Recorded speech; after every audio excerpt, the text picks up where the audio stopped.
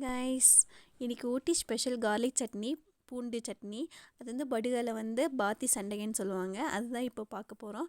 வாங்க வீடியோக்குள்ளே போகலாம். பூண்டு சட்னிக்கு தேவையான பொருட்கள் வந்து 3 தக்காளி நான் எடுத்திருக்கேன். அதுக்கு ஒரு கைப்பிடி அளவு கார்லிக் எடுத்திருக்கேன். கார்லிக் தான் ரொம்பவே முக்கியம்.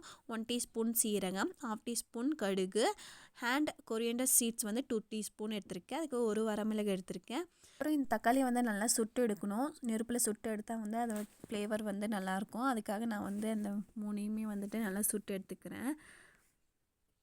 சுட்டு எடுக்கும்போது 2 சைடுமே நல்லா மாற்றி மாற்றி திருப்பி போட்டு நல்லா சுட்டு எடுத்துக்கணும். அதுக்கப்புறம் அதோட ஸ்கின்னை வந்து நம்ம பீல் பண்ணி எடுத்ததுக்கப்புறம் தான் வந்துட்டு மிக்ஸி ஜாரில் போட்டு நல்லா அரைச்சிக்கலாம்.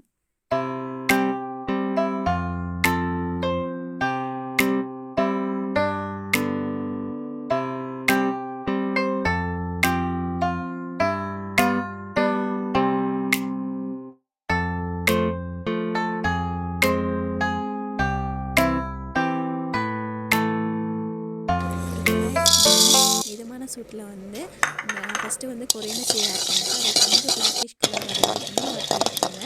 ரொம்ப விட்டுறாங்க, அது கருகிரும். நெக்ஸ்ட்டு வந்து நான் வந்து அது கூடவே கடுகும் சீரகமும் ஆட் பண்ணி ஓரளவுக்கு சூட்டில் வந்து வறுத்து எடுத்துட்டேன்.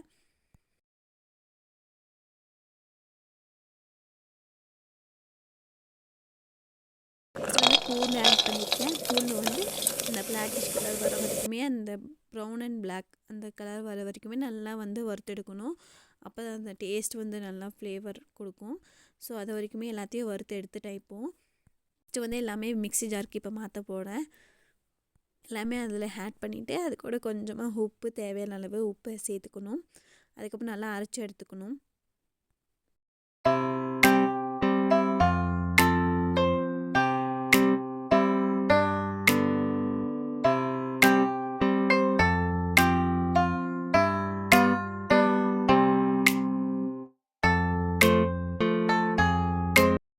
இப்போ கிரைண்ட் பண்ணி எடுத்துட்டேன்.